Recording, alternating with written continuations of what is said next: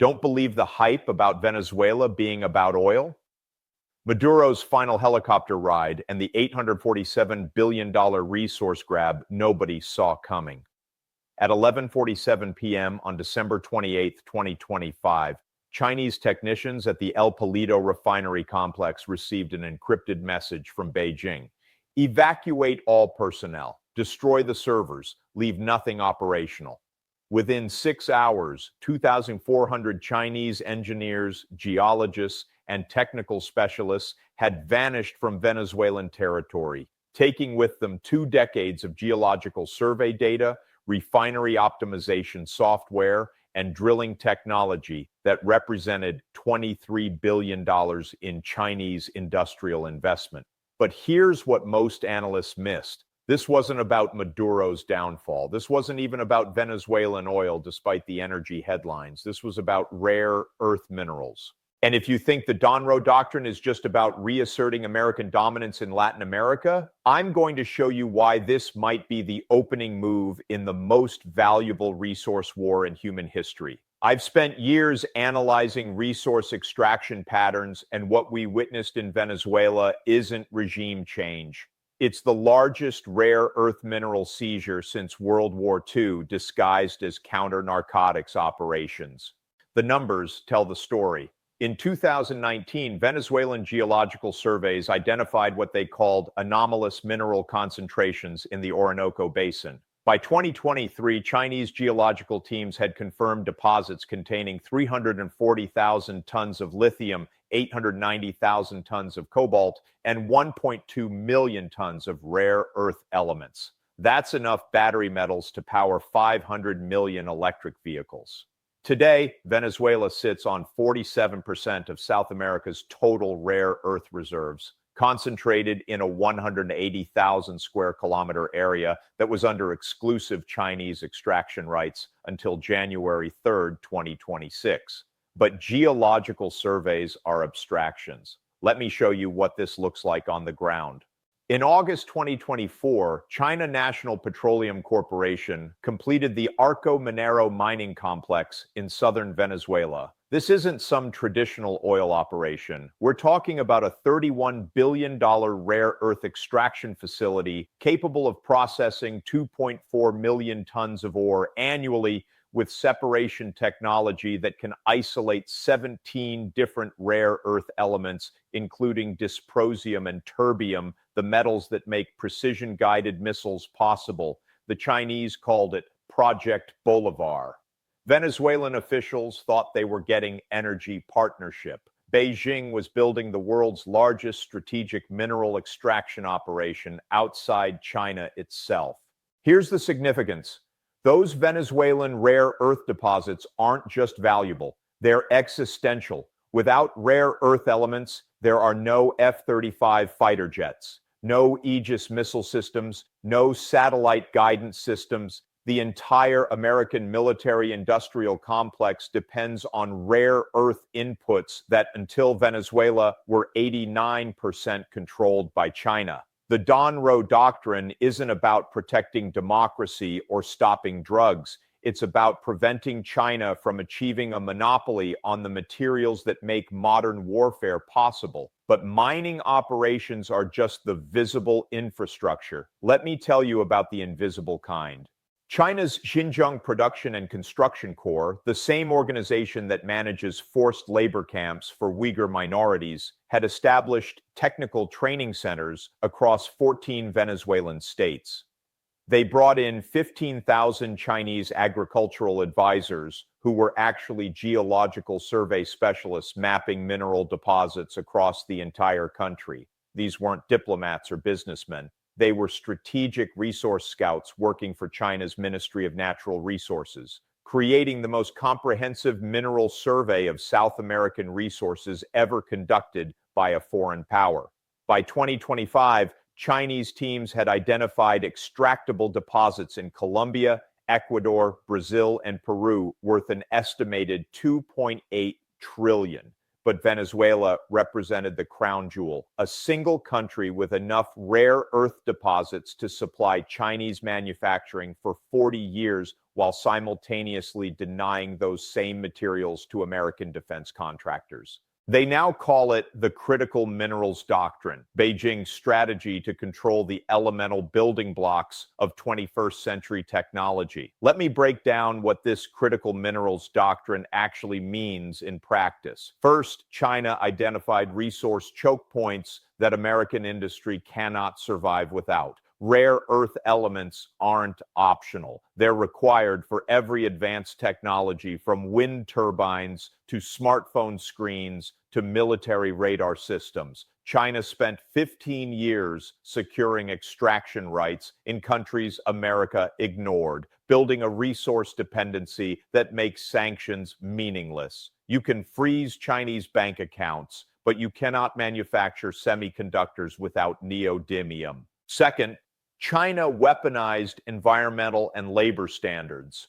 While American companies face environmental regulations and labor oversight that make rare earth mining economically unviable, Chinese state enterprises operate in countries with minimal oversight. Venezuelan rare earth extraction under Chinese management produced 340% more output per dollar invested than comparable American operations, simply because environmental and worker safety costs were externalized to local populations. Third, China created technological dependencies through infrastructure integration. The Arco Minero complex wasn't just a mine. It was a fully integrated supply chain, from extraction to refined products, connected to Chinese ports, Chinese shipping, Chinese processing facilities. Venezuela wasn't selling raw materials to China. Venezuela had become an extension of Chinese industrial capacity, geographically located in America's hemisphere, but economically integrated into Beijing's manufacturing ecosystem. Fourth, China established resource diplomacy as a form of economic statecraft. While America offered military aid and democracy promotion, China offered geological surveys and mining technology. Venezuelan leaders didn't choose China because they loved communism. They chose China because Beijing was the only power willing to invest in extracting resources that America either didn't know about or couldn't access profitably. So where does this lead? Let me walk you through the rare earth pressure points that could reshape global manufacturing. The semiconductor choke point. Taiwan produces 63% of global semiconductors, but Taiwan doesn't control the rare earth inputs those semiconductors require. With Venezuela under American control, the United States now possesses rare earth reserves sufficient to supply its own chip manufacturing for 25 years, potentially breaking dependence on Chinese rare earth exports. But China still controls 87% of rare earth processing capacity. Raw materials are useless without refinement technology, and rare earth refinement requires decades of industrial development that America abandoned to China in the 1990s. The green energy transition represents a different vulnerability. Electric vehicle batteries require lithium, cobalt, and rare earth elements in ratios that vary by battery chemistry. Tesla's newest 4680 battery cells require 47 kilograms of rare earth elements per vehicle. Ford's Lightning pickup uses 39 kilograms. General Motors' Ultium platform requires 52 kilograms. Scale that across projected American EV production, 14 million vehicles by 2030, and you're talking about 644,000 tons of rare earth elements annually. Venezuelan deposits could supply that demand for 180 years. Chinese deposits at current extraction rates could supply global demand for 15 years. But Venezuela is just the beginning of American resource nationalism. The Donro doctrine explicitly identifies strategic mineral security as a hemispheric priority. Bolivia's lithium triangle, Chile's copper deposits, Peru's silver reserves. Every critical mineral concentration in Latin America is being reassessed through the lens of American strategic autonomy. Countries that maintain Chinese resource partnerships face the Venezuela treatment. Countries that align with American resource priorities receive investment, technology transfers, and security guarantees. Mexico represents the immediate test case. Chinese companies control 34% of Mexico's lithium extraction through shell corporations and joint ventures. Mexico supplies 23% of rare earth elements used in American manufacturing. The USMCA renegotiation includes provisions requiring Mexico to prioritize American companies for strategic mineral extraction licenses. Mexico has 90 days to comply or face 200% tariffs on mineral exports to China. President Sheinbaum is calculating whether Mexican sovereignty is worth economic warfare with both superpowers simultaneously. Brazil presents the ultimate prize. The Amazon basin contains an estimated $12 trillion in rare earth deposits, concentrated in indigenous territories that have been off limits to large-scale extraction. The Donro doctrine treats indigenous rights as subordinate to strategic mineral access. American companies are offering Brazilian indigenous communities $50 billion in development funds in exchange for mining rights that China has been pursuing through environmental NGOs and indigenous rights organizations. The choice facing indigenous leaders is stark: accept American mining partnerships or watch their territories be designated national security zones subject to federal extraction authority. Here's the question everyone should be asking: what happens when China loses access to South American rare earths?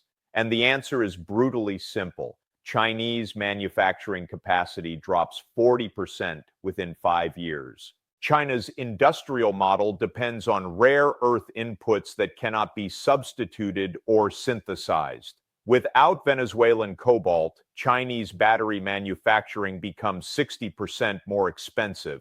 Without Bolivian lithium, Chinese electric vehicle production drops to 1998 levels. Without Chilean copper, Chinese infrastructure development stops entirely. These aren't minor supply chain disruptions. These are inputs that determine whether China can maintain its position as the world's manufacturing center. That makes Chinese retaliation inevitable and predictable. Beijing cannot allow the United States to control rare earth supplies that Chinese industry requires for survival. We're already seeing the escalation playbook. Hours after Maduro's capture, China announced technical cooperation agreements with Myanmar, Cambodia, and Laos worth $78 billion.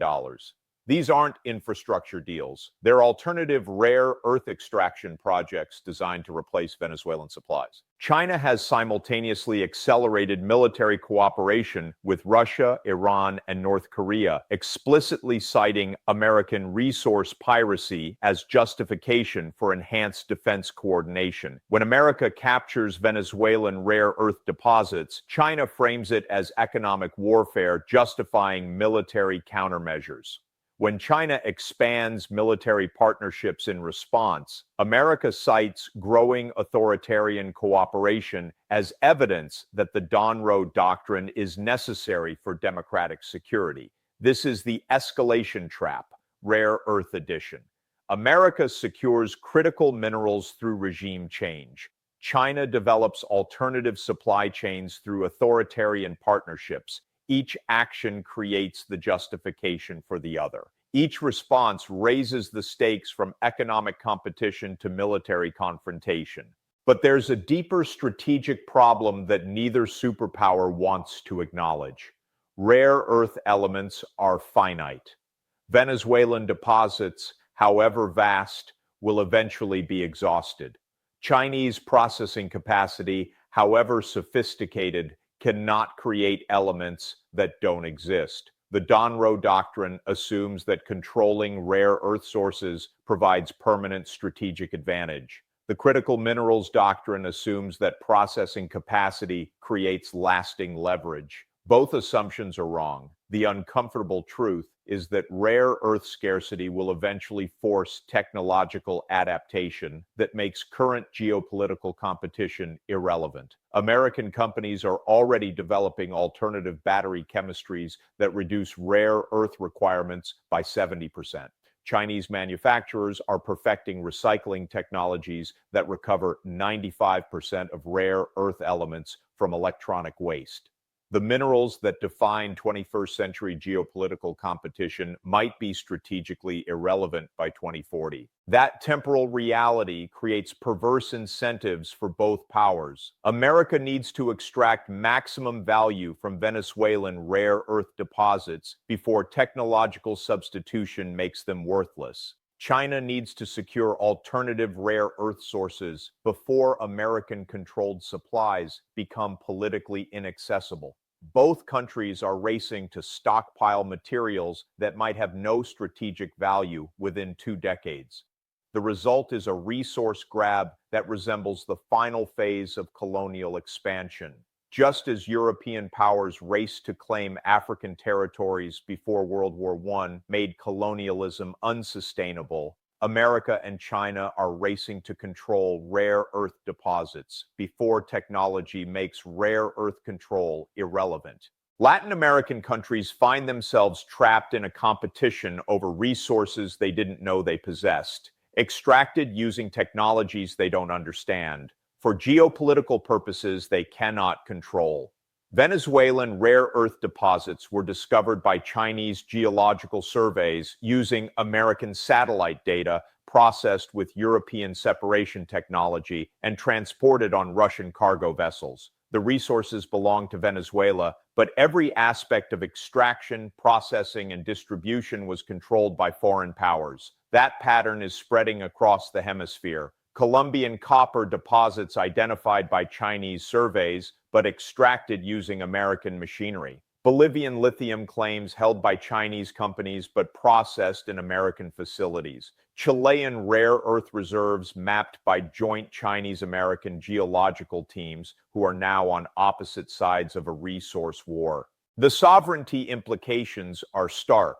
Countries that possess rare earth deposits become strategic targets regardless of their political preferences. Countries that lack rare earth deposits become strategic irrelevances regardless of their historical importance. Geography determines destiny, but geology determines survival. What comes next is a scramble for mineral control that will reshape hemispheric relationships more dramatically than any previous American intervention. The Donro doctrine isn't just about rolling back Chinese influence. It's about creating American resource hegemony that makes Chinese manufacturing dependency permanent and inescapable. Whether Latin America benefits from this resource revolution or becomes its casualty depends entirely on choices being made in Washington and Beijing rather than Mexico City or Brasilia. The minerals are in Latin American territory, but the decisions about extraction, processing, and distribution are being made by powers that view Latin America as a source of strategic inputs rather than sovereign partners.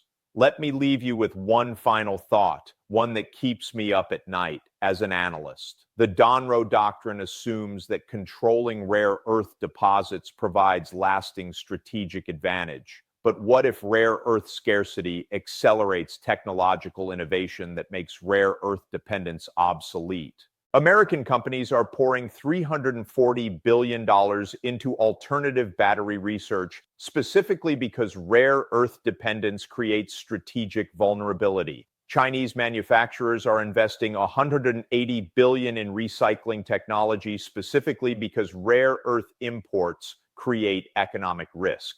The more valuable rare earth elements become geopolitically, the more incentive exists to develop technologies that eliminate rare earth requirements entirely. We might be witnessing the largest resource competition in history over materials that technology will make strategically irrelevant within 20 years.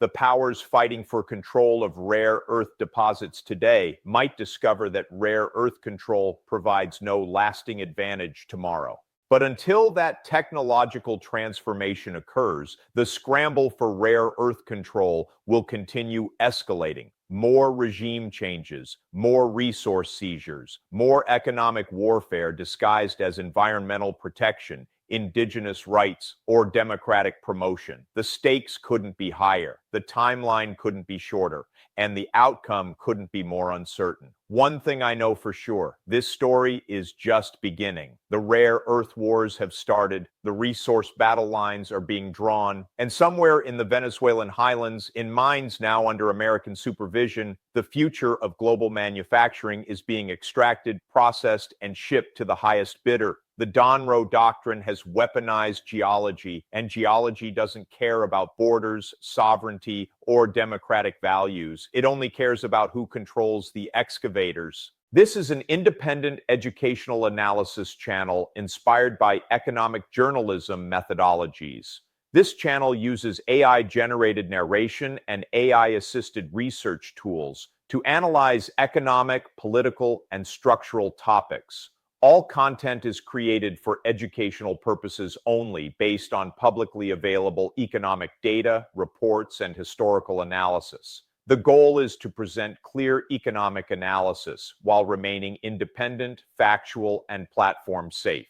Viewers are encouraged to verify data and think critically about economic systems.